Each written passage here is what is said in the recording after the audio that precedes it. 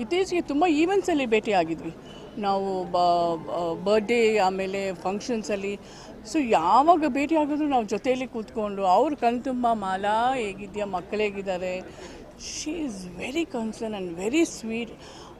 ನನಗನ್ಸೋದು ಒಂದು ಸೆಲ್ಫಿಶ್ ಆಗಿ ನನಗನ್ನಿಸ್ತಾ ಇದೆ, she loves me very much.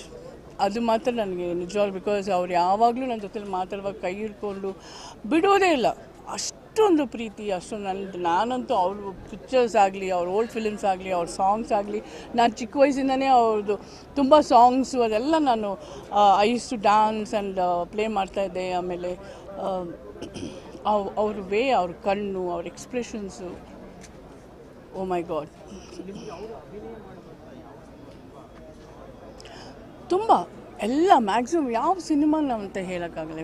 ಪ್ರತಿಯೊಂದು ಸಿನಿಮಾನೂ ಅವರು ಒಂದು different acting, different performance, different way of look, ಆ ಡ್ಯಾನ್ಸು, ಆ ಒಂದು ಸ್ಟೈಲು, ಇದೆಲ್ಲ ಏನಂತ ಹೇಳಿದರೆ ಪ್ರತಿಯೊಂದು ಫ್ರೇಮಲ್ಲಿ ಆ ಒಂದು surprising of acting, unique acting. Every film, ಎಲ್ಲ ಫಿಲಮು ನನಗೆ ತುಂಬ ಅವರು ಇಷ್ಟ. ಎಲ್ಲ ಭಾಷೆದಲ್ಲೂ ಎಲ್ಲ ಕ್ಯಾರೆಕ್ಟರ್ಸ್ ಆಗಲಿ, ಅವ್ರ ಹೇರ್ ಸ್ಟೈಲ್ ಆಗಲಿ, ಒಂದೆರಡು ಹೇಳೋಕ್ಕಾಗಲ್ಲ, ಶಿ ಈಸ್ ಟೂ ಗುಡ್.